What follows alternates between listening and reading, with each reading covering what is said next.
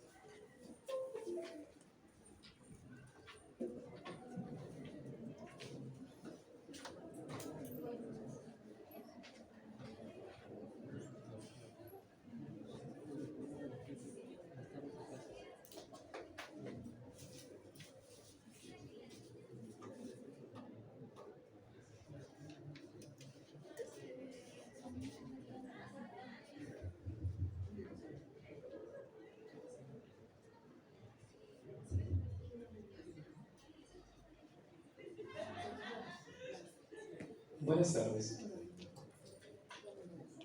Este es el cuarto día de nuestro Foro Internacional de Filosofía número 19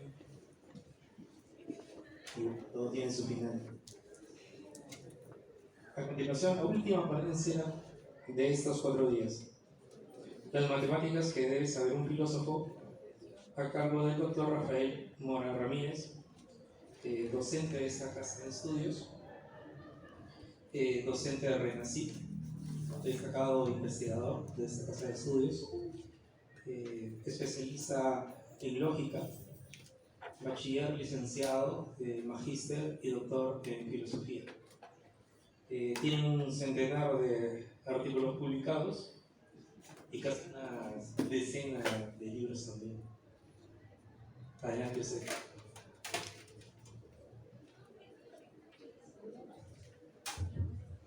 Bueno, ante todo, agradezco mucho la invitación y la oportunidad de exponer.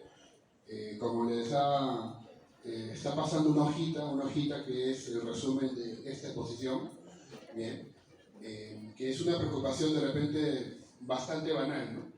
Que básicamente es la preocupación del curso de matemáticas. Cómo enseñar el curso de matemáticas, sobre todo para filósofos, para que los filósofos y las filósofas pues no sufran, no se retiren antes de tiempo, no tiren la toalla, porque pasa mucho, no solamente en filosofía, de hecho en humanidades. Hay una leyenda que cuenta que los que están en humanidades es porque han escapado de matemáticas, ¿no? Y justo el primer año, curso de matemáticas, ¿no? Entonces al final nunca escapan. Pero como sea, prueban, como sea, intentan hacerlo. Y entonces acá hay un problema, ¿verdad? Un problema que me parece interesante, por eso les voy a comentar este tema de matemáticas. Bien. Bueno, usando la definición de Mario Bunge en su libro, en su diccionario de filosofía, define la matemática como la ciencia de la forma y la pauta en sí mismas. O sea, una ciencia puramente estructural. ¿Sí? Es el estudio abstracto de patrones, de estructuras, relaciones lógicas, emplea el lenguaje simbólico y numérico para describir, analizar, entender conceptos. Ahora bien, hay una anécdota que pasó a nivel nacional. ¿Conocen a ese congresista? Se llama Guido Bellido. Guido Bellido estaba conversando con Milagros Leiva, ¿sí? Y bueno, estaban conversando sobre cuánto tiempo le duró el estudio universitario, ¿no? Aparentemente Guido Bellido pues, es uno de los estudiantes de arte, ¿no? O sea, estudió como 10 años para parecer. Y no lo quería decir. Entonces, como Milagros Leiva dijo, no, yo en cambio estudié en una gran universidad, becada, en la de Lima, yo muy destacada, ¿no? El Guido Bellido recurrió a esto, ¿no? Y le preguntó, ¿y cuánto es 0,5 a la menos 1? Algo pues que Leiva obviamente rechazó. De usted ya viene con sus tonterías, ¿no? O sea, pero la respuesta ¿cuál sería? ¿Cuánto es 0,5 a la menos 1? Al público le pregunto. Si sabe, díganlo, van a estar orgullosos de matemáticas. ¿Cuánto es 0,5 a la menos 1? 2, exacto. Claro, por un cálculo bastante elemental, ¿no? Claro, ¿no? Sabe que el exponente negativo lo que hace es invertir una fracción. La respuesta es 2. Pero bueno, Milagros Leiva en ese momento optó por simplemente no llamarlo pues tonto, intolerante, así, ¿no? que es una de las muestras de nuestro periodismo nacional, ¿no? Que es un periodismo basado mucho en escándalo. Pero el hecho es que no sabía algo tan simple. Fíjate que si le respondía a ella ganaba el debate, ¿no? Entonces, que tú lo sabes, no, pero no dijo eso. Prefirió eludir la cuestión, aplicar la famosa falacia esta de Ignacio Lech. Bueno, entonces, este año tuve suerte de meterme a este curso del filósofo Gustavo Romero. Es un filósofo argentino. Búsquenlo por internet, es muy bueno. Gustavo Romero es, en mi opinión, es el heredero de Mario Bunge.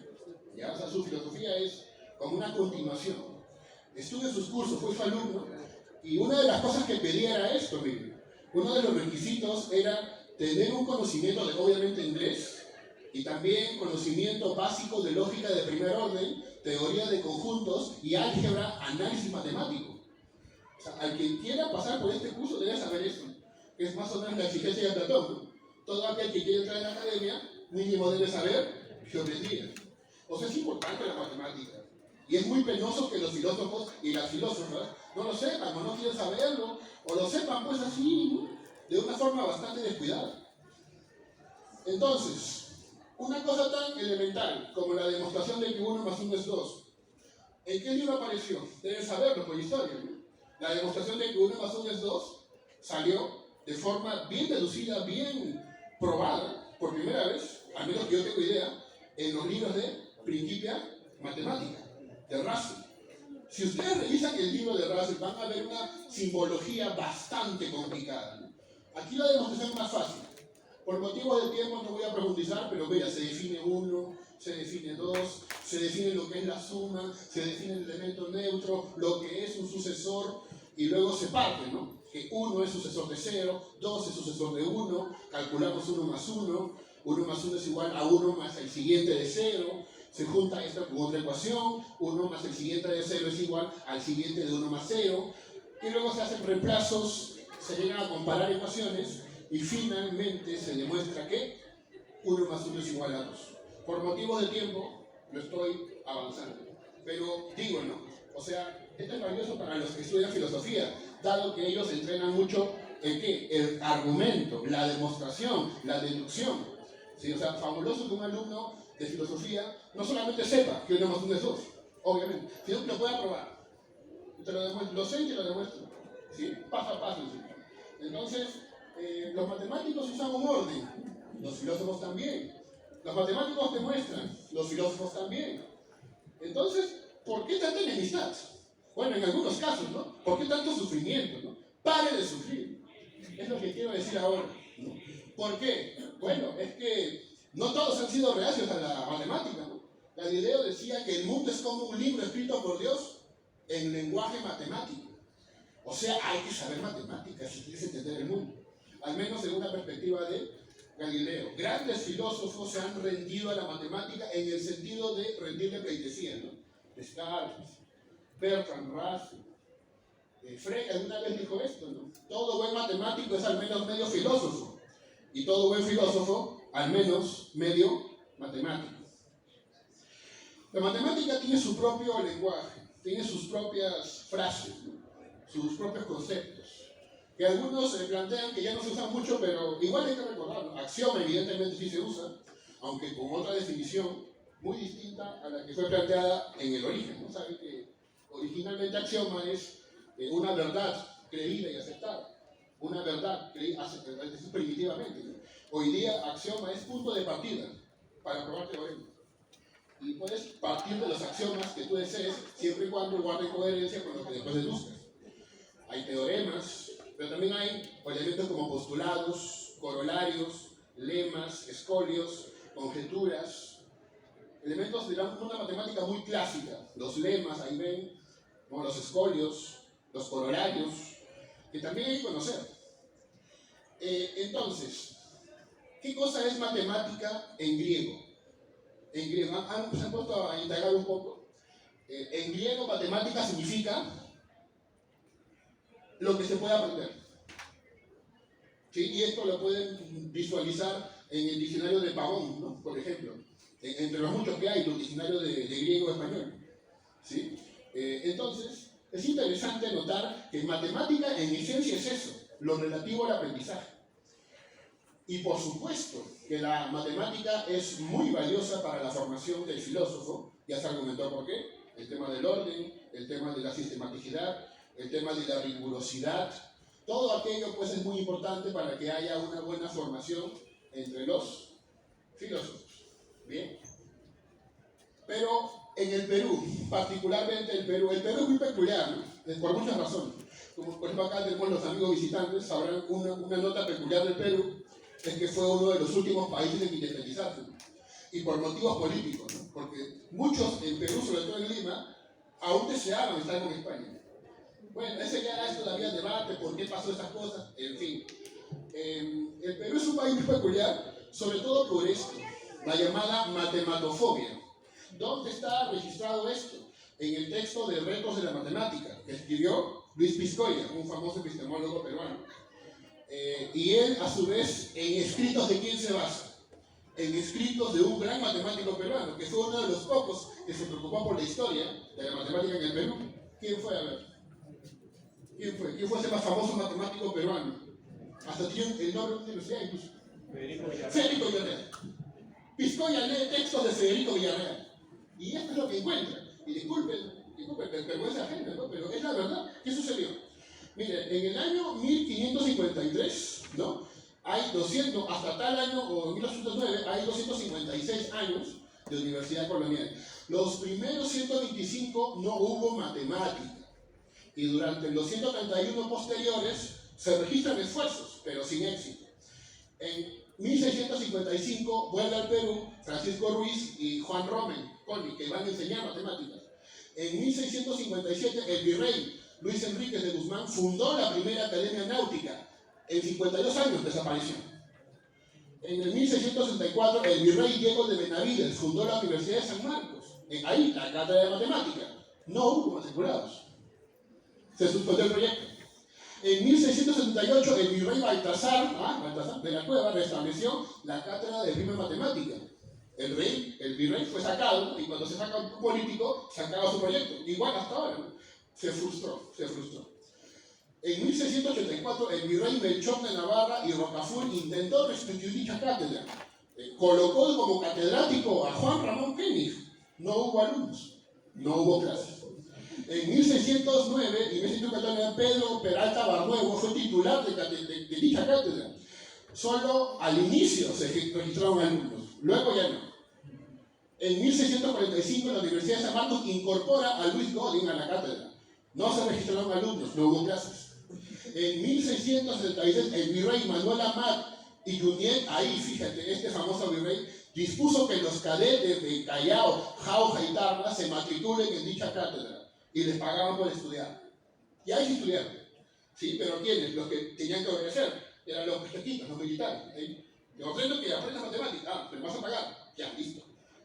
Pero, ya, o sea, así comenzó. En 1770 se formó el Convictorio San Carlos y ahí también se promueve el estudio de matemática. En 1799 se registra la primera tesis, donde se analizan ecuaciones de tercer grado. Recién, en 1799. Fíjese cuánto tiempo pasó. Esto se llama matematofobia. Horror, terror con las matemáticas. Todo menos matemáticas, por favor. ¿Sí? Y es lo que he querido, pues, en este momento, un poco recordar. Ya en el 1794, el virrey Francisco Gil establece una escuela de náutica y allí los pilotos tienen que recibir matemáticas, ¿no? Por el tema un poco de las mareas, de los cielos y todo aquello. Entonces, en la hoja que ustedes están viendo o que han recibido, es básicamente mi propuesta de resumen, mi propuesta de sílabo. ¿Cómo debería ser un sílabo, al menos para los que están estudiando filosofía? Ese es el sílabo. Quisiera proponer este sílabo para los que estudian filosofía. Obviamente aquí tengo algunos antecedentes. El sílabo de la Universidad Wiener, bueno, ahí estoy estudiando yo farmacia, entonces también lo estuve revisando, y curiosamente los contenidos son casi los mismos. Este es el sílabo de la Villarreal. Así, todo medio borroso. Así lo encontré. Los cursos, los contenidos son estos, miren. Lógica matemática, teoría de conjuntos, sistema de números reales y funciones de variable real. Son los mismos contenidos. Esto es lo que causa pavor, terror, miedo, hasta indignación con los alumnos. Aprender esto, no. Entonces, pues debería formarse de otra manera a los que son de filosofía. Y justamente por ahí va la propuesta. ¿Cuál es el defecto de esta enseñanza de la matemática? Que oculta dos componentes esenciales de la matemática. La creencia de, por ejemplo, que la matemática es perfecta, la matemática es exacta, no es cierto. Y lo saben todos los filósofos, ¿no? Los que han estudiado la crisis de la matemática en el siglo XX. Se entiende eso, pero muchos no lo saben. Entonces, ¿qué se ha olvidado? La parte crítica. El profesor de matemáticas enseña matemáticas sin evaluar la parte crítica. Y también dejando muy de lado la parte histórica. Y esto no lo digo yo, lo dice otro peruano, por cierto, Stephen Rohan Berdigues. Está en internet, ¿no? Es muy famoso, trabaja en Chile, nadie es profeta de su tierra, es peruano, pero trabaja en Chile. Y bueno, ¿qué sucedió? Él más o menos plantea eso, ¿no? Plantea lo que estoy comentando, que hace falta para enseñar matemáticas el componente crítico y el componente histórico. Sin eso, las clases van a ser simplemente como memoria, simplemente resolver problemas, y al final preguntarse, ¿y para qué rayos sirve esto? Que es lo que muchos frustradamente preguntan, ¿no? Bien, continuando. Esta es la propuesta, rápidamente. Primera semana, teorema de Tales y teorema de Pitágoras.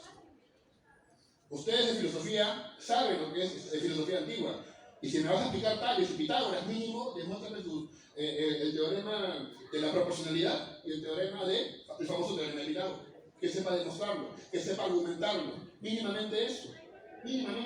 Son tus colegas, ¿no? Aprende lo que ellos saben. Por ahí va el asunto, ¿ya? Muy bien, bueno, aquí como te digo, por el tema del tiempo, simplemente se va a saltar. Segunda semana, sumatorias y series. Y a la vez una crítica a eso, que es la paradoja de Aquiles y la tortuga.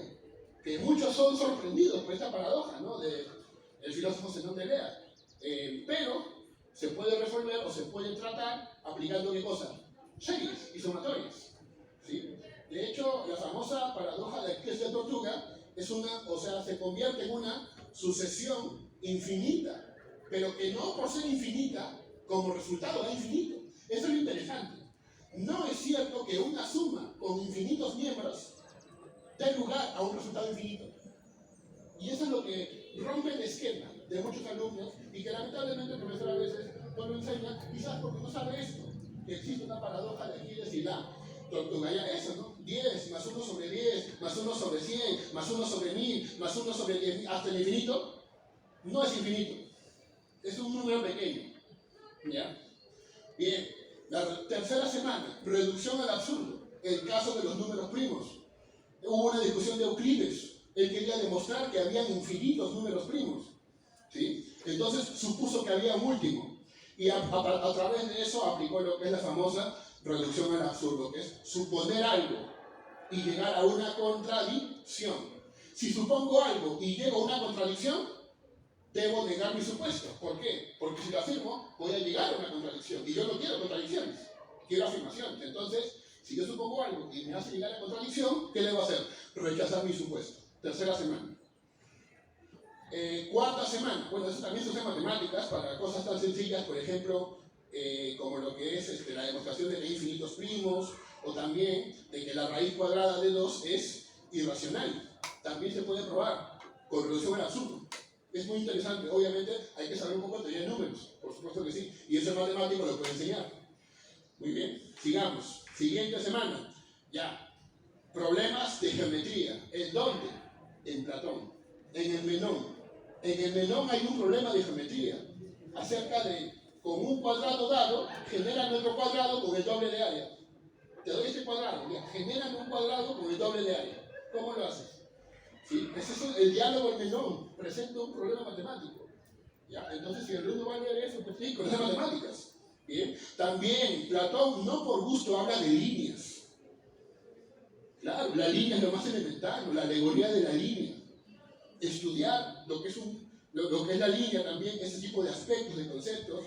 Y si se puede también estudiar la alegoría del sol y la alegoría de la caverna, ¿no? Ya de una vez, ¿no? Clase 1. Todo eso es importante para poder entender un poco las bases de la matemática. Ya, dejamos la época antigua, ahora pasamos a la época medieval, moderna, casi Renacimiento. Siguiente semana 5. El caso del Dios de Nicolás de Cusa, análisis del infinito. Muchas ideas sobre Dios son bastante interesantes, ¿no? Se dice que Dios es lo más perfecto, omnipotente, omnipresente, omnibenevolente. ¿Qué dijo Nicolás de Cusa? Que Dios es contradictorio. Dios es lo más grande y lo más pequeño. ¿Ya? ¿Cómo se entiende eso? Hay que leer a Nicolás de Cusa, hay que ver sus obras, hay que entender sus planteamientos. Por ejemplo, Nicolás de Cusa dijo esto, ¿no? Que nosotros tenemos un acercamiento a la verdad por aproximaciones, lo cual se puede comparar matemáticamente a una asíntota. O sea, siempre estamos cerca, pero nunca llegamos a la verdad. Por eso una de sus obras, ¿cómo se llama? La docta ignorancia. Docta ignorancia. Bien, sigamos. Entonces, semana número 7, ¿verdad? No, 4, 5, 6, semana 6. El plano cartesiano. Descartes. Si tú has leído Descartes y no sabes lo que es el plano cartesiano, pues ¿cómo lo entiendes, no? Hay que rendirle homenaje, obviamente, reconstruyendo su geometría analítica, entender estos 4 cuadrantes. Yo he usado esos 4 cuadrantes del plano cartesiano, yo lo he usado para hablar sobre el gráfico de Nolan, y su distribución de las políticas en 4 ejes: derecha, izquierda, liberal, comunitarista. Lo he reinterpretado y sale, funciona, se entiende. Pues sería bueno que los matemáticos lo hagan. Siguiente semana, ¿no? 5, 6, 7. Probabilidades. ¿De quién? Del alumno de Descartes. ¿Quién fue su alumno? Pascal. Y Pascal también plantea una famosa apuesta, la apuesta de Pascal. La pregunta de si conviene o no conviene creer en Dios. Y él te comprobó que conviene. Si tú eres un buen jugador y tú apuestas a ganador, tú quieres ganar, cree en Dios, te conviene más. Y lo explica por qué. Sería bueno que lo conozcan, la razón de por qué es que hay que creer en Dios, claro, desde un punto de vista pragmático. Siguiente. Y cerramos lo que es la segunda unidad con el famoso Leibniz. Esta es la parte más complicada, porque implica cálculo, implica conocer derivadas e integrar el terror de verdad. ¿Tú crees que el terror es teoría de conjuntos? No, el verdadero terror es esto de acá, ¿no? Entender más o menos. Bueno, esta es la propuesta de Leibniz. ¿Y cómo se vincula con las derivadas integrales? Porque en el fondo las integrales dan el mensaje de que no existen vacíos. Siempre hay continuidad. No existen así cosas así que no tengan un relleno. Todo tiene una continuidad. Bueno, Leibniz asume una serie de principios más, ¿no? Es el famoso filósofo de los principios. Este tipo de cositas. La integral desde A hasta B de la función f, ¿no es cierto? Este tipo de cosas. El área bajo la curva. ¿Cómo hallarla? En un área que se llama omega, ¿no es cierto? Eso justamente recibe este símbolo. Ya a partir de aquí la gente explota, revienta, renuncia. Recuerda que aquí la cosa no es ser un doctor técnico que domine esto. No hay que dominar esto. Conocerlo básicamente. Usted es filósofo. Como filósofo tiene que conocer mínimo un poco de todo.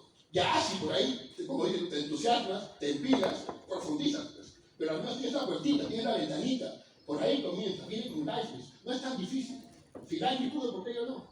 Bien, entonces, este tipo de ideas, de las integrales, por supuesto, profundizarlas, explicarlas, por ejemplo, entender lo que es la integral de Riemann y cómo poquito a poquito se puede calcular el gráfico de una curva. ¿Cómo? Por pequeños rectangulitos. Y esto ya viene en la época griega. En la época griega ya se hizo esto, solamente que se perdió. Y lo recupera Leibniz. Y bueno, en competencia con Newton, ¿no? Por supuesto que sí. Entonces, entender este tipo de cuestiones, de cómo poco a poco se pueden hallar, como te digo, el área bajo la curva, construyendo rectángulos y haciendo cálculos, se llega pues a este tipo de cosas que obviamente sí entiendo, ¿no? La gente se asusta, ¿no? La integral desde A hasta B de f es igual al límite cuando el tamaño de las particiones tiende a 0, de la sumatoria desde I igual a 1 hasta n de f de W1 multiplicado por el ancho de cada partición delta de x. Sí, claro, cansa un poco. Pero si te das cuenta, en el fondo, en el fundamento no está complicado. Bien, tercera unidad. Fundamentos de la matemática. Aquí vamos a ir a Kant. ¿Y qué tiene que ver Kant con la matemática? Kant influyó un movimiento llamado intuicionismo. Es lo que muy pocos saben, ¿no? Bueno, Kant fue un famoso filósofo, por supuesto, ¿no? Una de las cosas que hay que saber de Kant es su lógica. Los juicios, a priori, ¿no? A posteriori, analítico, sintético, mínimo, ¿no? Eso es básico para entender estas cosas. Pero no solamente quedarse ahí, sino cómo él entiende a las matemáticas. Y esto cómo influye en la discusión del siglo XX con lo que es el fundamento de las matemáticas, en este caso desde el punto de vista del intuicionismo. ¿Qué es el intuicionismo? Una filosofía de la matemática que lo que dice qué cosa es, que en realidad las matemáticas no son un puro razonamiento abstracto, tiene base material, se fundamenta en los sentidos. Y eso lo tratan a partir de textos de Kant. Por ejemplo, surgen las escuelas construccionistas. Las escuelas construccionistas niegan la reducción al absurdo, la discuten. Dicen que suponer que algo lleva contradicciones no tiene por qué desautorizarlo. ¿Por qué? Tienes que tú construir de pe a pa cómo se llega al resultado. No simplemente hacerme el atajito de la reducción al absurdo. O sea, lo discuten. ¿Bien? Entonces también sería bueno, ¿no? Esta es una investigación constructivista para que veas que la matemática, por ejemplo, hace estudios muy cotidianos, ¿no? Por ejemplo, si tenemos que tirar un dado, ¿sí? ¿De qué forma hay que tirar el dado? ¿Qué números tienen que salir para que salga, digamos, el más alto? ¿Cuántas jugadas deben hacerse? Y esto se puede hacer por cálculos, se pueden hacer diferentes experimentos aleatorios, y al final te va a salir este resultado. Que la mejor estrategia en este juego es elegir los 5 números centrales. Si lo haces así, tendrás por seguro que saldrá el número más alto. ¿Bien? Bueno, eso, como te digo, es un resumen, estamos un poco avanzando en este sentido. Semana 10, ¿no? En la semana 10, origen de la computación. ¿Y esto qué implica? Conocer el álgebra de Boole. El álgebra de Boole es la base para la computación y por supuesto que se vincula con las matemáticas. Justamente, ¿no? Lo que estaba preguntando acá acerca del tema del álgebra de Boole, de este tipo de estructuras que luego van a ser recogidas por Shannon, por ejemplo, para construir todo lo que hoy día es la computación. No solamente me refiero a los circuitos en serie y en paralelo, ¿por qué no aprovechar y también hablar de compuertas? ¿No? De la compuerta AND, la compuerta OR y todas aquellas que son detalles interesantes que usted dirá, no, esto es abstracto. Esto es abstracto, ¿no? En realidad no es abstracto porque este tipo de estructuras, ¿dónde está? Está en los chips. Literal está en los chips. O sea, esta es, por ejemplo, la conexión de una de las compuertas lógicas. ¿Dónde está eso? Está ahí dentro. Está ahí dentro metido, literal. ¿Sí? Entonces, no es una cosa abstracta, así, ¿no? De las nubes. Deben conocerlo porque todo el mundo usa computadora. ¿Saben cómo funciona? Ahí está, el álgebra de Boole te va a decir cómo funciona. Muy bien. Siguiente. Semana, 8, 9, 10, 11, ¿no? Pues semana 11. Lógica proposicional. Mira, fíjate, recién en la semana 11 vemos lógica proposicional. A propósito de Wittgenstein y las tablas de verdad. Y aquí pasearse con tablas de verdad, un poco conocerlas, aprenderlas, ejercitarse, saber y entender que las tablas de verdad son variaciones de verdad y que algún filósofo tipo Leibniz los entendió incluso como mundos posibles. Mundos posibles donde una proposición es verdadera y otro mundo posible donde es falsa.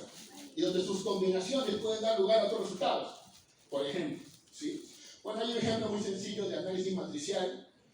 Semana 12, me parece. Semana 12. La conjetura de Goldbach.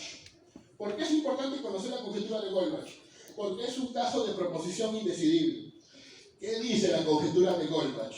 La conjetura de Goldbach básicamente dice esto, que todo número par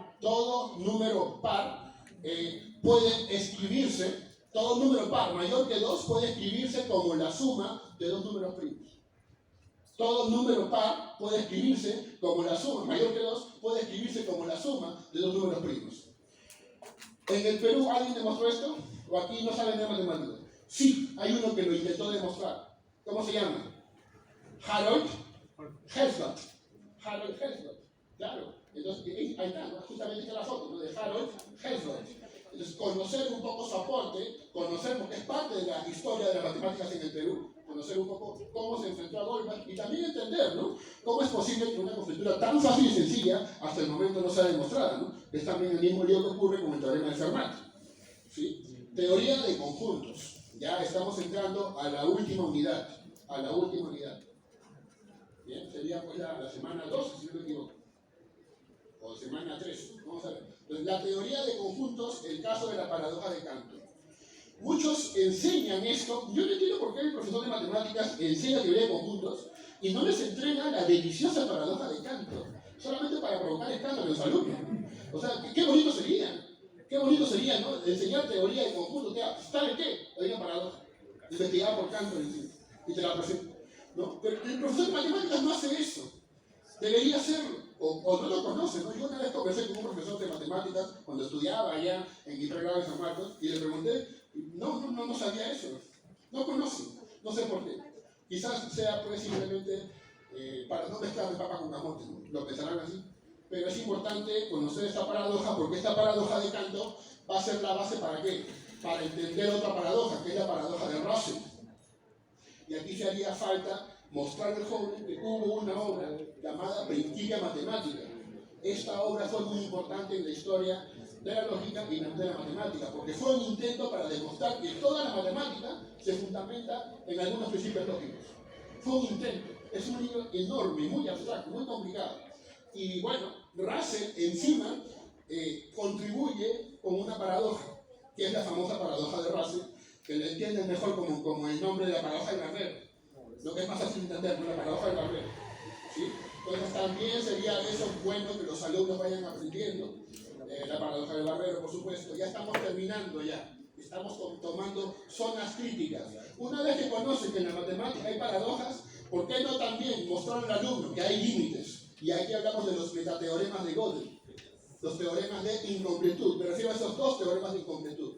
Mostrar ya desde el primer año, que sepan, ¿no? De una vez, que comprendas que la matemática perfecta, de la matemática exacta, ese es un mito.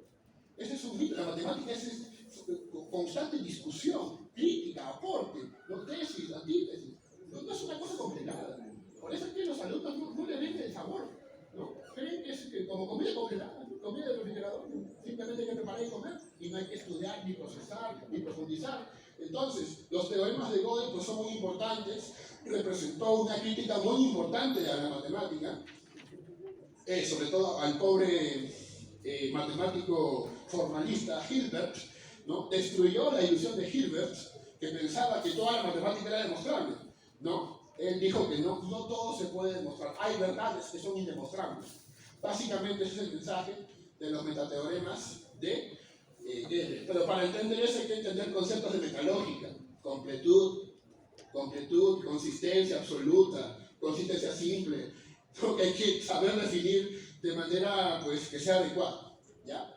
Muy bien, aquí pues estamos viendo, como te digo, los teoremas de Gödel, que sería una de las semanas de este curso. Y finalmente, ya, última semana, 16, la geometría fractal de Mandelbrot, que es una geometría muy filosófica en realidad, ¿no? Por ejemplo, ¿no?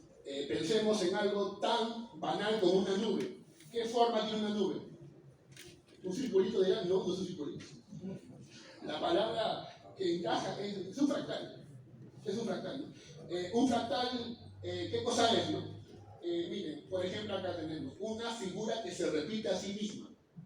Es una figura que se repite a sí misma.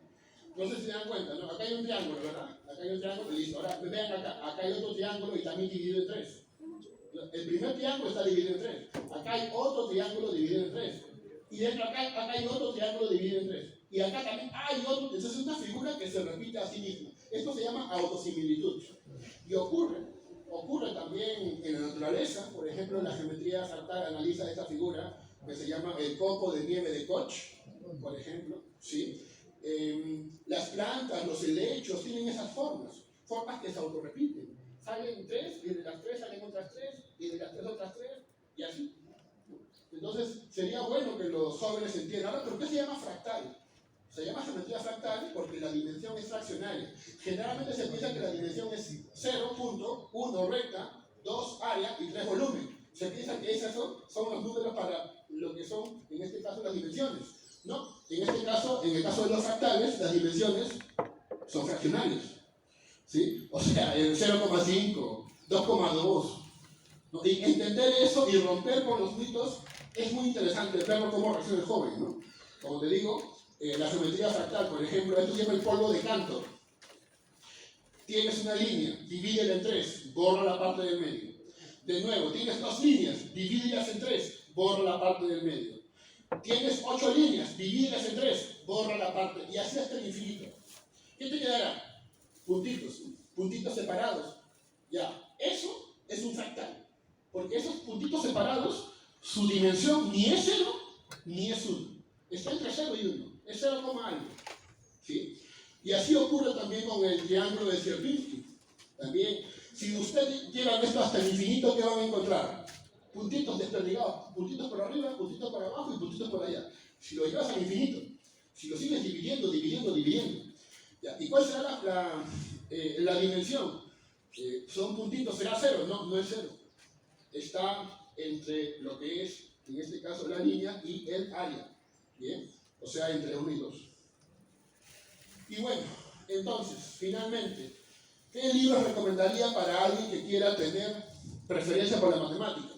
La matemática, la pérdida de la certidumbre. Morris Kline, muy buen libro, muy interesante para entender la historia de la matemática. Otro libro interesante, de Ian Stewart, la matemática en los últimos 10.000 años. Todo esto incluido en el sílabo. ¿Qué más? Justamente, el sílabo de matemática para filósofos, felizmente ya le entregamos a los que están acá asistiendo, para que vean cómo sería esta propuesta de sílabo. Bueno, si lo quieren acá también lo pueden, ¿no? Hasta Word, estamos modernizando el Word para que puedan escanear a público, ¿no? Yo pienso que el conocimiento es un bien público, pero ¿para qué encerrarme? ¿De qué me sirve que yo lo sepa? Quiero que ustedes lo vean y critiquen, cuestionen, ¿no? Y también ese es el diálogo, hay que prestar conocimiento, no hay que encerrarlo, no hay que ponerle llaves. Bien, entonces por ahí está la propuesta y la pueden ver con toda tranquilidad. El sílabo también les entrega a ustedes. Entonces, esto sería para engendrar matematofilia, ¿no? Ahí están las ideas, unidad 1, unidad 2, unidad 3 y unidad 4. ¿Sí? Esa es la propuesta para engendrar matematofilia. Están las fuentes bibliográficas de este sílabo y también material audiovisual. Existen 13 capítulos de un documental llamado Grandes temas de la matemática, dirigido por este matemático uruguayo Paenza. Paenza se llama. Son 13 deliciosos documentales muy bonitos, muy interesantes. También en YouTube lo vas a encontrar Historia de la Matemática, 4 capítulos. También un poquito para fobiarse con la matemática. También esto se puede incluir en el sílabo. Y por supuesto los escritos de Stephen Rojas. Porque Stephen Rojas hace una importante contribución al juntar filosofía con matemáticas. ¿Ya? Aquí también, como te digo, él es peruano, aunque trabaja en Chile.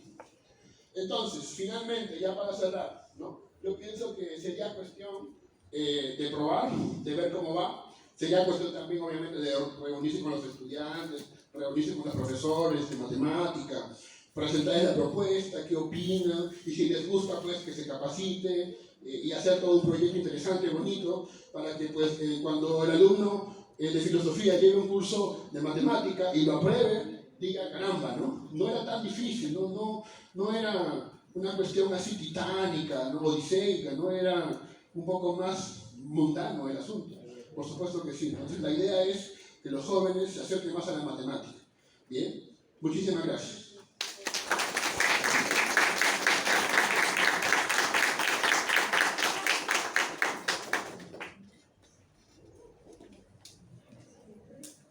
¿Hay alguna pregunta?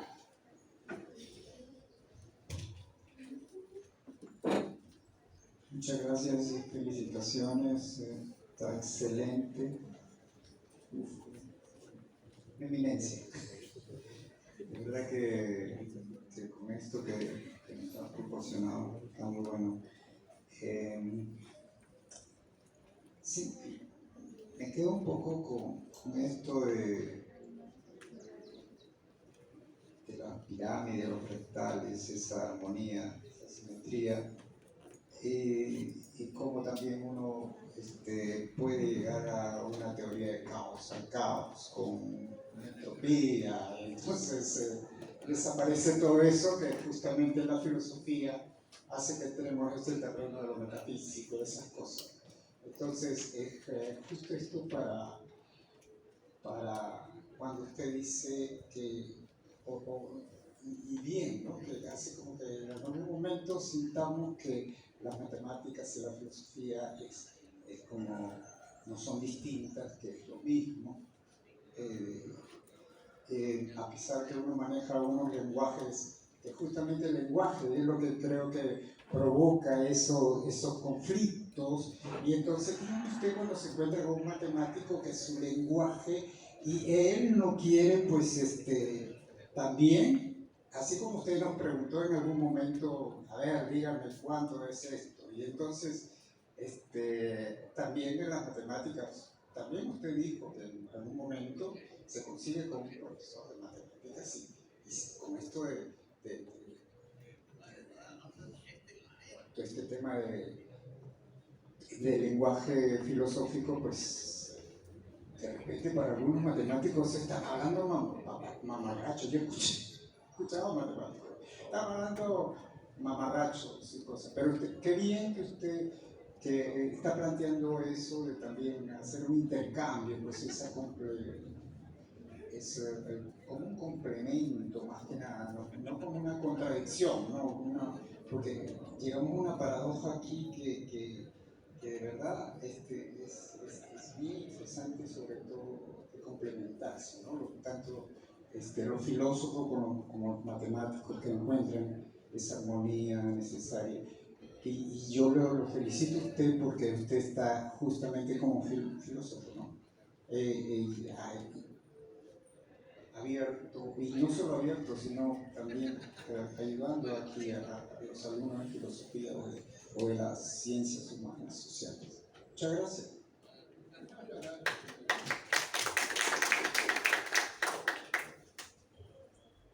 Bueno, una felicitación al colega Rafael Mora por su exposición, siempre brillante, no es la primera vez que lo escucho y siempre no deja usted de ser sorprendente, colega, pues la claridad y erudición al mismo tiempo.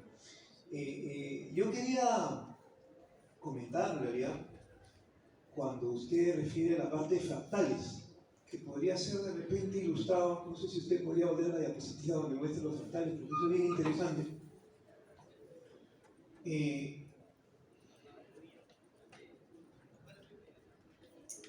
¿Dónde están los triángulos? Ah, eso, ese y el anterior me parece.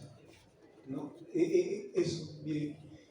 Justamente ahí podemos también estudiar la relación existente justamente entre lo que es la música, la matemática y la filosofía, porque usted al poner, por ejemplo, esa línea, eso podría ser tranquilamente una cuerda.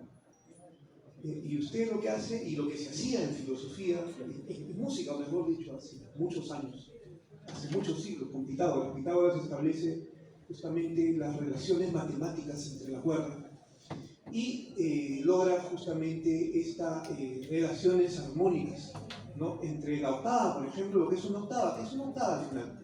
Es un conjunto de 7 notas, de do, re, mi, fa, sol, la, si, que vuelve a repetirse a un nivel más alto. Do, re, mi, fa, sol, la, si otra vez, pero más alto. Y luego do, re, mi, fa, sol, la, si otra vez más alto. Y así sucesivamente, de tal manera que usted tiene una especie fractal de do a si, que lo puede repetir en varias tonalidades, ¿no? Más grave, ¿no? Y así, digamos, eso se refracta. De tal manera que ahí mismo usted tiene, digamos, en una cuerda, la división matemática armónica de la música. Entonces, la música de alguna manera es una suerte de aplicación de fractales, que me parece muy interesante que usted aborda, y que podría relacionarse también con este otro famoso filósofo que usted mencionó. Bueno, por una parte Leibniz, que tiene escrito sobre esto, y hay otros autores también muy interesantes respecto a eso, ¿no? Entonces yo como a modo de sugerencia quizá, eso, ¿no? Porque hay una cuestión, y como bien dijo usted, es una cosa que tiene bastante base material, si se quiere, ¿no? Esto se puede dar de base material. Hay una base material porque es una base sonora. Curiosamente, la música que se usa desde Pitágoras hasta los Beatles y más, la que le gusta a la gente porque es muy armoniosa, O sea, está aplicada con unos polos, digamos, establecidos que conocemos y que gustan. Si aplicamos una otra división, como los microtonos o la música de Schubert, que rompe con todo esto, no gusta tanto. Entonces, es como trabajar con números muy diferentes. Y yo le buscaría, digamos, la relación por ese lado, ¿no? Que me parece fascinante y muy interesante. Y una pregunta simplemente porque me llama la atención. En el símbolo que usted ha dado acá en la tarjetita del Instituto Peruano de Investigación Lógica y Filosófica aparece una figura, no sé, sáquenme la duda. ¿Es Hanno Bifronte? Ok, ya, gracias, muy amable. Si da una explicada de eso, ¿por qué escogió a este personaje o este dios que tiene dos caras, digamos, en una puerta? Gracias.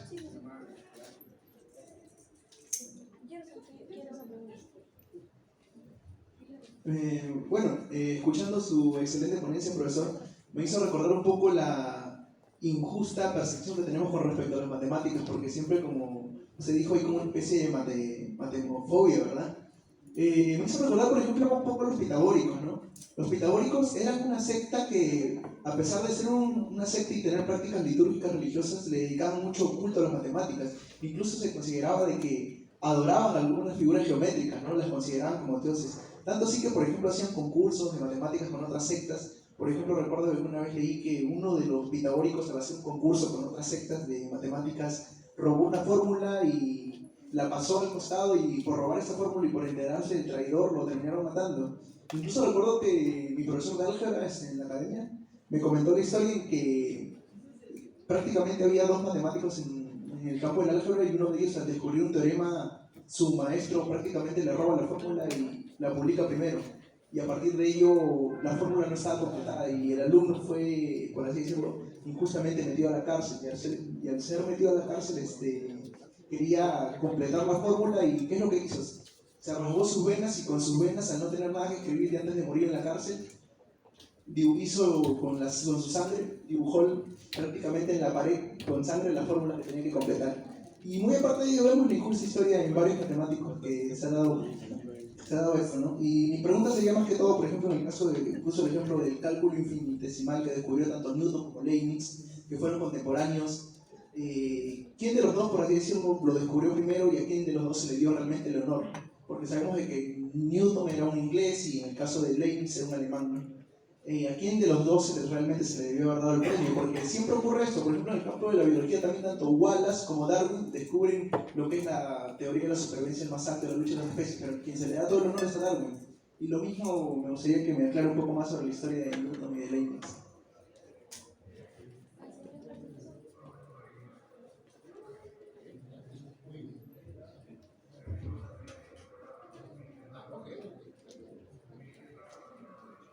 Sí, muchas gracias. Profesor Rafael, muchas felicidades. Realmente creo que esta reflexión que usted hace va a ayudar mucho para desarrollar habilidades de pensamiento matemático en estudiantes de filosofía. Creo que es un aspecto muy interesante.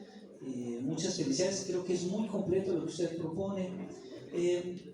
Pensaba en un tema que en los últimos años, particularmente desde la obra de Galois, la teoría de grupos cada vez ocupa un espacio más relevante en el campo de las matemáticas y de otras ciencias. Entonces, tal vez dentro de alguna de las semanas que usted propone, probablemente el estudio de la simetría y el estudio de la teoría de grupos podría ser un tema también interesante, considerando que en los últimos años la teoría de grupos finitos ha tenido aportaciones muy relevantes al campo de la ciencia, y que observé que dentro de su propuesta no estaba, al menos no de manera directamente incluida.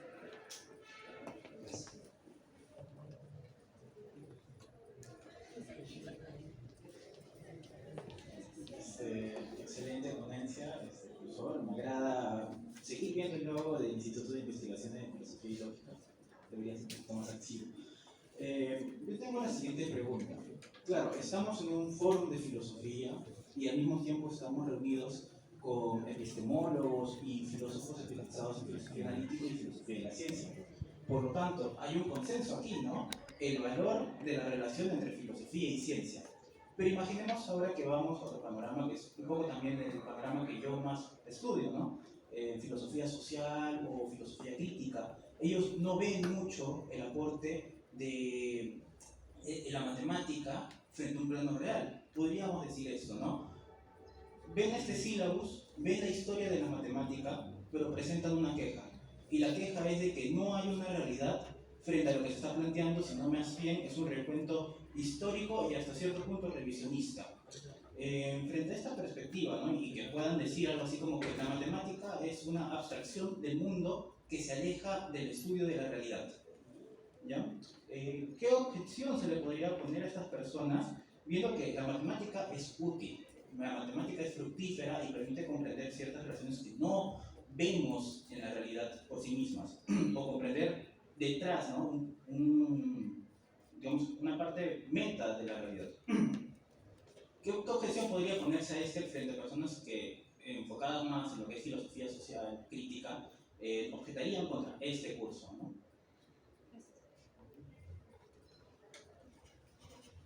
Muchas gracias también pela partilha dessas ideias. Eu fiquei pensando também ouvindo o colega também sobre a música, lembrei-me de algumas partes de Schopenhauer sobre a análise musical de intervalos maiores e menores relacionados com sentimentos, e pensei também na relação entre matemática e estética, que é interessante também do ponto de vista da filosofia estética, passando quer pela matemática, quer pela música, quer pelas relações simétricas ou simétricas e proporcionais, já estudados pelos colegas, poderia também ser outro ambiente, de repente, em que a matemática ajuda na teoria da filosofia estética. E a pergunta, queria saber, não quero uma demonstração lógico-matemática, essa pergunta, só saber o que você sente sobre a linguagem matemática. É a matemática descoberta ou inventada?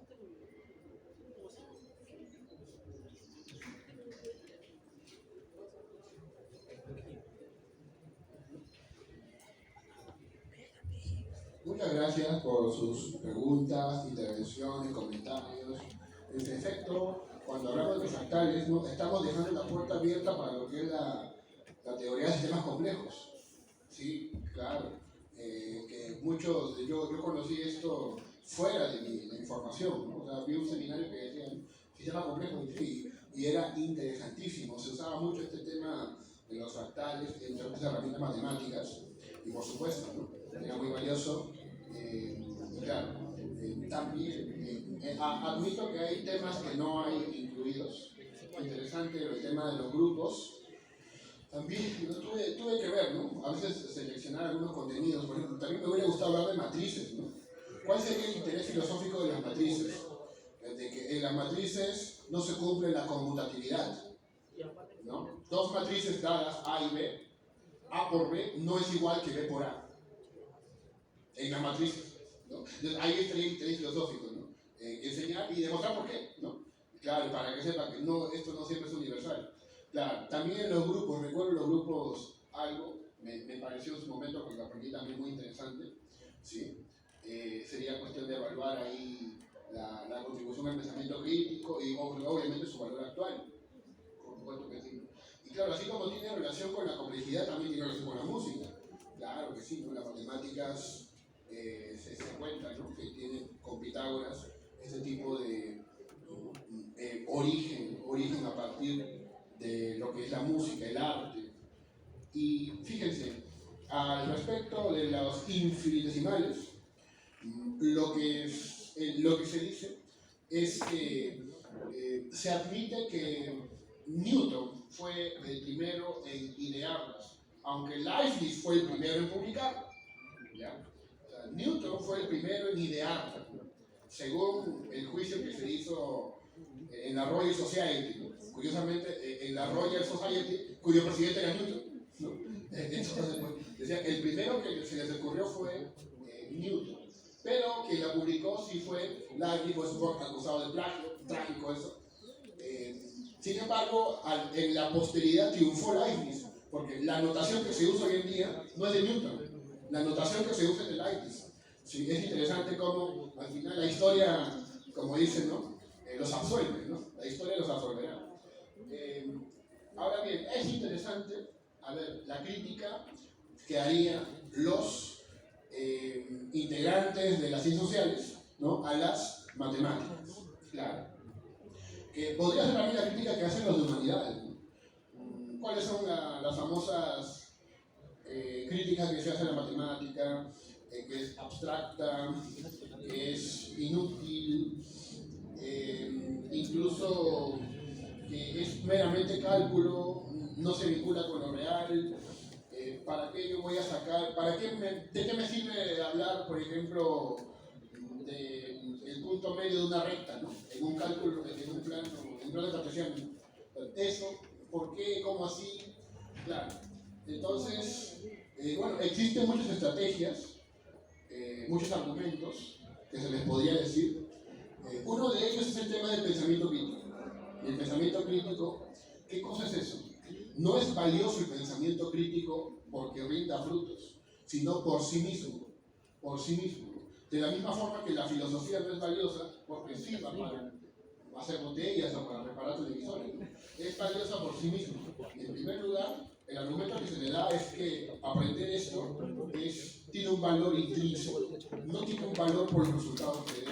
Aunque si vamos por los resultados, por ejemplo, filósofos como Mario Bunge discrepan, ¿no? Dicen que las ciencias sociales están en una etapa todavía primitiva, mientras no absorban matemáticas, ¿no? Mientras no apliquen matemáticas, es la opinión de Mario Bunge, habrá todavía, ¿no? Disparidad, discusión, habrá todavía no un paradigma, digamos, que tenga pues, resultados así fehacientes, determinantes, opinión de Mario Bunge. Entonces, yo pienso pues que en principio las matemáticas incluso te sirven si hablamos de ciencias sociales. Y claro, es algo que alguien niegue que la estadística es matemática, ¿no? Se usan estadísticas, ¿no? Entonces, hay conceptos de estadística que te muestran, por ejemplo, estadísticamente, el tema del COVID, cómo se vio, cómo se entendió la meseta, ¿no? Esa meseta, ¿se acuerdan que Vizcarra quería aplicar el martillo, ¿no? Yo voy a aplicar el martillo para reducir la meseta, decía él, ¿no? Entonces, eso se explica. La sociedad ve un cuadro de matemática y se asusta, pero no, te explica, ¿no? Sucede que esta meseta está subiendo, pero no hay que dejar que siga subiendo, hay que aplicar medidas para que se aplane, ¿no? Entonces la gente dice, para que se aplane, ¿qué significa que se aplane? Que no suba, que no haya más crisis, que haya menos contagios. Claro, hay que aplicar medidas, lavarse las manos, vacunarse, estar en casa, ¿no? Y poco a poco la meseta se va a aplanar y con suerte va a bajar, ¿no? Entonces, esta explicación, obviamente, sería bueno que la sociedad, todo el mundo, pues, comprendiera esas bases y, obviamente, el que no ha aprendido esto, pues va a estar en mucha desventaja, ¿no? Es como ocurre ahorita con la inteligencia artificial, ¿ya? Hay que usarlas, ¿ya? El futuro que viene es un futuro cargado de estas cosas. Y quien no las aprenda por un motivo de orgullo, por un motivo de no, viva la humanidad, abajo los robots, ¿no? Ese tipo de orgullo extraño, al final terminará en una especie de analfabetismo con respecto a estas tecnologías que están en el mundo imponiéndose, ¿sí? Entonces, hay muchos motivos para aprender matemáticas. Una de ellas es por sí mismo. Dos, es porque es un lenguaje más fácil para explicar situaciones complejas, como por ejemplo lo que te expliqué con el COVID. Y finalmente, también, ahorita lo que te acabo de comentar, ¿no? Con las matemáticas, pues, las personas pueden tener, digamos, mayor comprensión de lo que está sucediendo. Eso sería, en realidad, el tema da para más. Y finalmente, ¿no? Si las matemáticas son descubiertas o inventadas. Por supuesto que es un debate, ¿ya? Yo recuerdo cuando era profesor de academia, más o menos ponía este ejemplo, ¿no? Y creo que era para apoyar a Hegel, me parece que era por ahí. A ver, jóvenes, 1 más 1 es 2, ya, listo, 1 más 1 es 2. Pero imaginemos que en todo el universo hay un virus que destruye toda la inteligencia del universo. No hay seres humanos, no hay animales, no hay nada inteligente en el universo. 1 más 1 seguiría siendo 2. Sí, profesor, sí, pero ¿para qué sería 2? Sí, no hay gente inteligente que lo entienda. No hay nadie que lea uno, ni que lea más, ni que lea igual, ni que entienda eso. ¿Para quién sería uno más uno igual a dos? Entonces, más o menos por ahí la idea que subyace a este ejemplo es que, claro, las matemáticas dependen de mentes pensantes, dependen de seres humanos. Por lo tanto, las matemáticas pues dependerían, ¿no? En este caso de, por ejemplo, las mentes pensantes. Si no hay estas mentes pensantes, no habría esta comprensión de la matemática. Ahora, hay otro ejemplo paralelo para provocar crisis, ¿no? Crisis cognitiva. Pero pensemos en algo así como la teoría de la relatividad de Einstein. ¿Ustedes qué piensan? La teoría de la relatividad, digamos, solamente fue una cuestión descubierta, por ejemplo, inventada, por ejemplo. O sea, la teoría de la relatividad solamente apareció en la cabeza de Einstein, y si no hubiera existido Einstein, nunca conoceríamos esto, o alguna otra persona inteligente también hubiera pensado en esa teoría. Y responde lo segundo, sí, claro, alguien inteligente también lo hubiera descubierto. Muy bien, ¿eso qué significa? Que las teorías son eternas, que no dependen de las mentes, que cualquiera lo va a encontrar. No es una cosa absolutamente privativa de Einstein, está ahí, lista para ser descubierta. Al igual que este ejemplo se podría también aplicar a la matemática, ¿no? La matemática finalmente se descubre. Entonces, si usted me pregunta, a ver, por estas dos posiciones, yo, así, ¿no? Desde un punto de vista, pues, más o menos, con un corazoncito platónico, pues, diría que se descubre. Si apunta con una pistola a ver la 7, se descubre, señor. Se descubre. Ya, sí, esa sería mi respuesta. Muchísimas gracias. También, aprovechando, continuamos con la siguiente parte del programa. Dime antes, claro que sí. Bueno, más bien agradecerles. Ahorita tenemos una premiación, porque se ha realizado lo que es, en este caso, un evento. ¿Cómo se llama este evento? El evento es de los campeonato de lógica. Se ha realizado un campeonato de lógica llamado Juan Bautista Ferro por Chile, que fue un lógico peruano. Lamentablemente no fue muy conocido, así como lo fue, por ejemplo, Miro Quesada. Miro Quesada, obviamente todo el mundo lo conoce. Ya, hubo otro, ¿no? En la sombrita, que se llama Juan Bautista Ferro por Chile. Le hemos puesto el nombre porque me parece pues una forma de homenaje. En este concurso se ha sometido a los estudiantes a evaluación mediante prueba, tomando como ejemplo lo que hace la Academia Mexicana de Lógica, tomando como inspiración también una prueba, un test objetivo para marcar respuestas. Ellos han demostrado dominio, interés, ¿sí? Y se agradece esa participación, ¿de acuerdo? Entonces, vamos ahorita a mencionar en principio las menciones honrosas. Las menciones honrosas en este momento van a pasar adelante, de repente vamos a llamarlos uno en uno. Ahí tenemos su reconocimiento.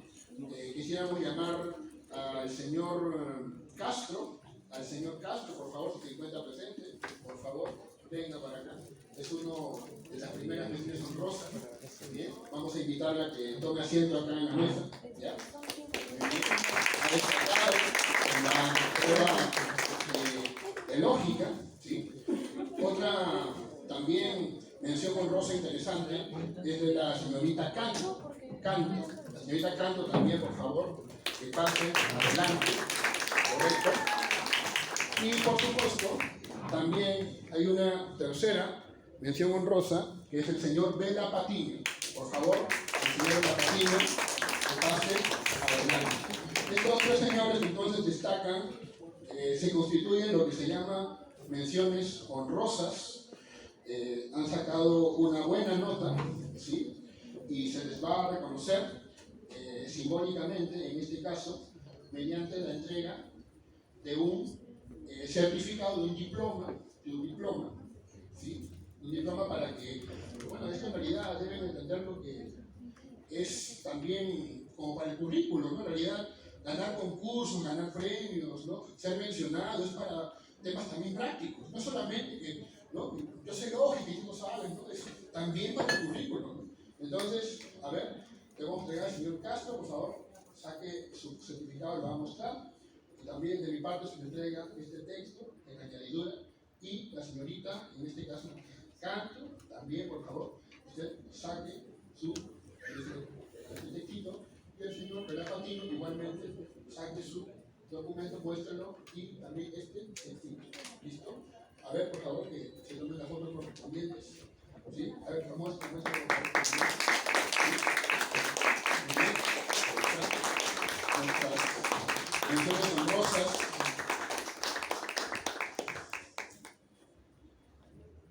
De esta manera nos aseguramos continuadores o personas, aunque sean animosas con la lógica. Muchísimas gracias. Gracias por todo su esfuerzo. Ahora viene la cuestión más, vamos a llamarla así, esperada sobre todo por el público que participó. Quisiera invitar a una alumna que destacó, que es la señorita Palomín.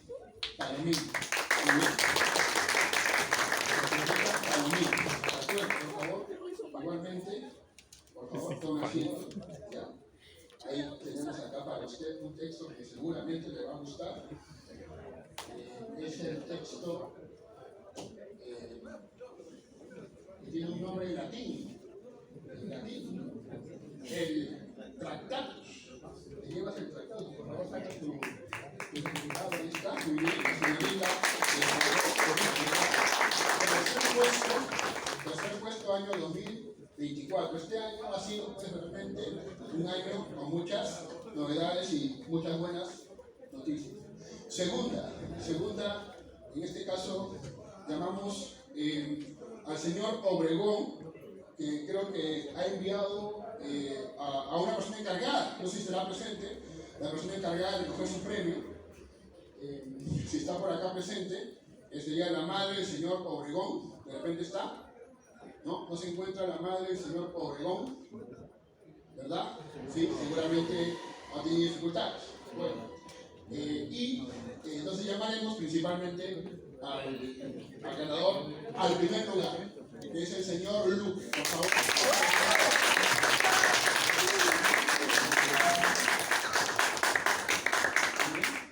Acá, igualmente tome asiento ahí, claro que sí. Aquí está su reconocimiento, su certificado. Y este es el texto que usted ha ganado, el texto de Luis Piscoya, Lógica General. Un gran